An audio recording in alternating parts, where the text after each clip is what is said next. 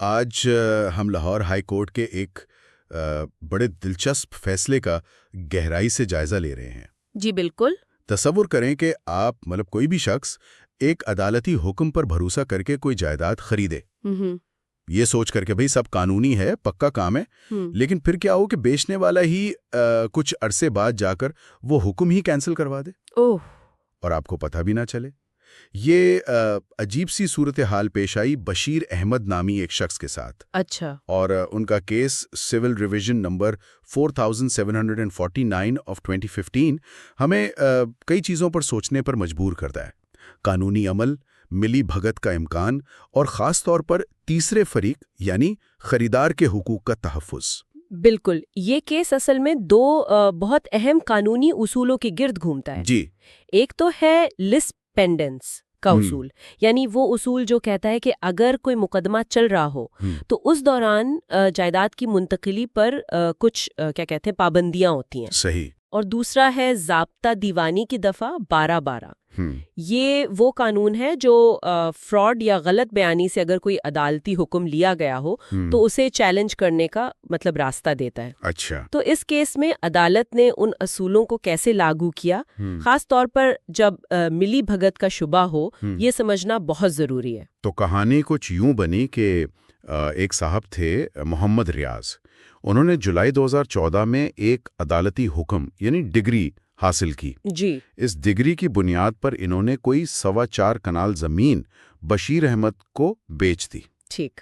باقاعدہ سرکاری ریکارڈ میں وہ کیا کہتے ہیں انتقال بھی بشیر احمد کے نام منظور ہو گیا 25 جولائی 2014 کو۔ یعنی قانونی طور پر ملکیت منتقل ہو گئی۔ بالکل، بظاہر تو سب ٹھیک لگ رہا تھا، لیکن پھر صرف 3 مہینے بعد اکتوبر 2014 میں یہ جو بیچنے والے صاحب تھے محمد ریاض، انہوں نے مبینہ طور پر اپنے اصل مخالفین عبدالقیوم وغیرہ ان کے ساتھ مل کر عدالت میں بیان دے دیا۔ کیا بیان دیا؟ بیان یہ دیا کہ جی مجھے یہ ڈگری جو میرے حق میں ہوئی تھی اسے منسوخ کرانے پر کوئی اعتراض نہیں ہے، اور مقدمہ واپس لے لیا۔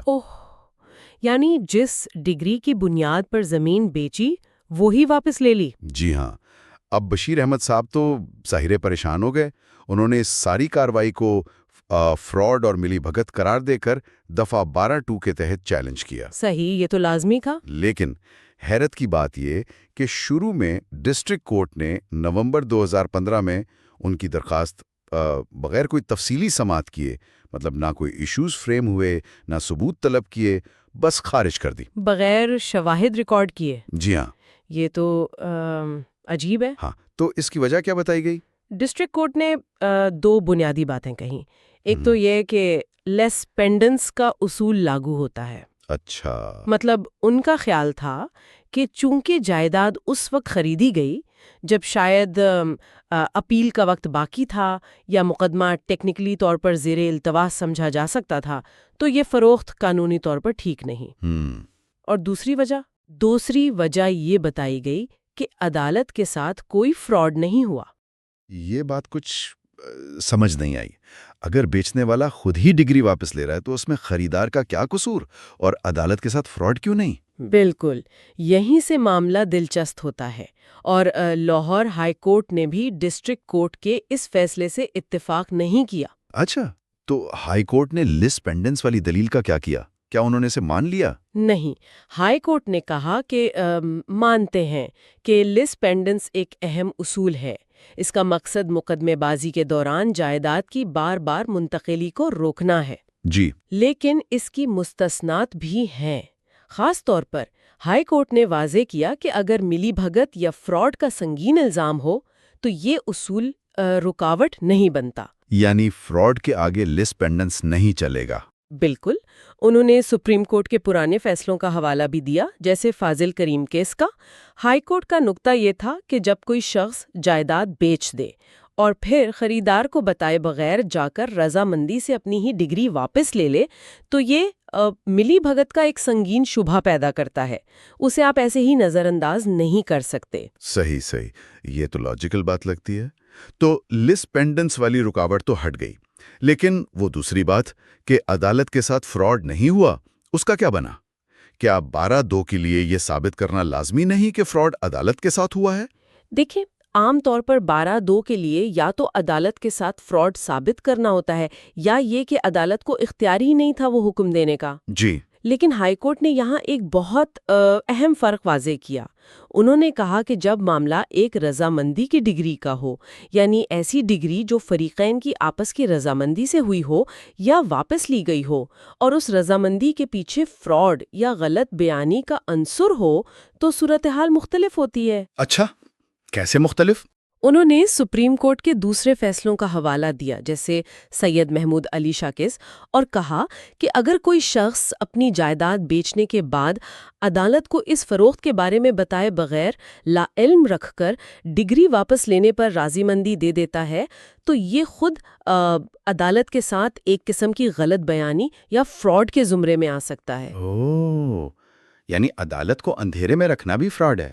جی، خاص طور پر جب اس سے کسی تیسرے فریق جیسے یہاں بشیر احمد کے حقوق متاثر ہو رہے ہوں، تو یہ نہیں کہا جا سکتا کہ جی عدالت کے ساتھ تو کچھ غلط نہیں ہوا۔ یہ تو بہت ہی اہم نکتہ ہے۔ اس کا مطلب ہے کہ 12(2) کی درخواست صرف مقدمے کے اصل فریقین ہی نہیں دے سکتے، کیونکہ بشیر احمد تو اصل مقدمے میں پارٹی نہیں تھا۔ بالکل، یہ ایک اور بڑا اہم پہلو تھا جس پر ہائی کورٹ نے بات کی۔ انہوں نے کہا کہ آپ دفعہ 12(2) کے الفاظ دیکھیں، وہاں لفظ شخص پرسن استعمال ہوا ہے، فریق مقدمہ پارٹی ٹو دی سوٹ نہیں۔ اچھا، شخص۔ جی، اس کا مطلب ہے کہ کوئی بھی شخص جس کے حقوق کسی ایسے عدالتی حکم سے متاثر ہوئے ہوں جو مبینہ طور پر فراڈ یا غلط بیانی سے حاصل کیا گیا ہے، وہ اس دفعہ کے تحت انصاف کے لیے عدالت آ سکتا ہے۔ واہ، یہ تو بہت وسیع کر دیا اس کا دائرہ کار۔ جی، اور اس اصول کی تائید پرانے عدالتی فیصلوں سے بھی ہوتی ہے۔ پشاور ہائی کورٹ اور سپریم کورٹ نے بھی عبدالرؤف کیس وغیرہ میں یہی کہا ہے۔ تو پھر ان تمام نکات کی روشنی میں ہائی کورٹ کا حتمی فیصلہ کیا تھا؟ کیس کا کیا بنا؟ ہائی کورٹ نے قرار دیا کہ ڈسٹرکٹ کورٹ نے بشیر احمد کی درخواست کو سرسری طور پر یعنی بغیر پوری تحقیقات کے خارج کر کے غلطی کی۔ ان کا کہنا تھا کہ فراڈ اور ملی بھگت کے الزامات، خاص طور پر وہ حالات کہ جائیداد بیچنے کے فوراً بعد ڈگری واپس لے لی گئی، یہ اتنے سنجیدہ ہیں کہ ان کی مکمل تحقیقات ہونی چاہیے۔ یعنی ثبوت دیکھے جائیں، گواہیاں ہوں۔ جی بالکل، ایشوز فریم ہوں، شواہد ریکارڈ کیے جائیں اور پھر قانون کے مطابق فیصلہ ہو۔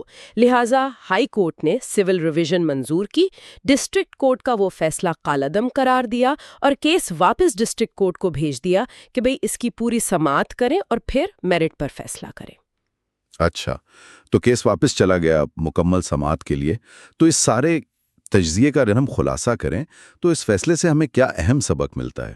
میرے خیال میں سب سے بڑا سبق یہ ہے کہ قانونی کارروائیوں میں، خاص طور پر جہاں رضامندی کی ڈگریاں شامل ہوں، اگر ملی بھگت اور فراڈ کے سنگین الزامات لگیں تو انہیں محض تکنیکی بنیادوں پر جیسے لسپینڈنس وغیرہ نظر انداز نہیں کیا جا سکتا۔ صحیح۔ خاص طور پر جب ایک نیک نیت تیسرا فریق جیسے کسی خریدار کے حقوق داؤ پر لگے ہوں۔ لسپینڈنس جیسے اصول فراڈ کو تحفظ دینے کے لیے نہیں بنائے گئے۔ بالکل۔ دوسرا اہم نقطہ یہ کہ انصاف کا دائرہ وسیع ہے۔ دفعہ 12(2) ہر اس شخص کو آواز اٹھانے کا حق دیتی ہے جو کسی جعلی یا فراڈ پر مبنی عدالتی حکم سے متاثر ہوا ہو، چاہے وہ اصل مقدمے کا براہ راست حصہ نہ بھی ہو۔ عدالت کا کام صرف ضابطے کی پابندی نہیں بلکہ اصل انصاف کو یقینی بنانا ہے۔ یہ واقعی بہت اہم بات ہے، اور یہ ہمیں ایک بنیادی سوال پر بھی سوچنے پر مجبور کرتا ہے۔ وہ سوال یہ ہے کہ دیکھیے، ایک طرف تو عدالتی فیصلوں کا حتمی ہونا، ان میں ایک استحکام ہونا ضروری ہے تاکہ قانونی معاملات کبھی تو ختم ہو۔ جی بالکل، فائنالٹی ہونی چاہیے۔ لیکن دوسری طرف انہی فیصلوں کے ذریعے اگر فراڈ ہو رہا ہو تو اس سے لوگوں کو، خاص طور پر ان خریداروں جیسے لوگوں کو کیسے بچایا جائے جنہوں نے نیک نیتی سے اور عدالتی حکم پر بھروسہ کر کے کوئی قدم اٹھایا ہو۔ ان دونوں مقاصد میں یعنی فیصلوں کے استحکام اور فراڈ سے تحفظ میں توازن کیسے قائم کیا جائے، یہ ایک غور طلب نکتہ ہے جس پر شاید مزید سوچ بچار کی ضرورت ہے۔